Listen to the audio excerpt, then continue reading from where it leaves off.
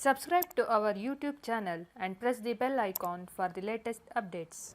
How to verify that a chat is end-to-end encrypted on WhatsApp on an Android device? Go to your phone menu, find WhatsApp, tap on the WhatsApp icon, make sure that you are on the Chats tab. Open a chat, tap on the name of the contact to open the contact info screen. Tap encryption to view the QR code and 60-digit number. If you and your contact are physically next to each other, one of you can scan the other's QR code or visually compare the 60-digit number.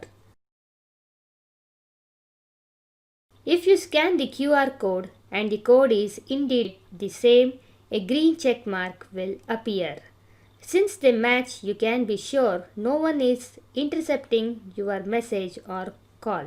This is how you can verify that a chat is end-to-end encrypted on WhatsApp on an Android device.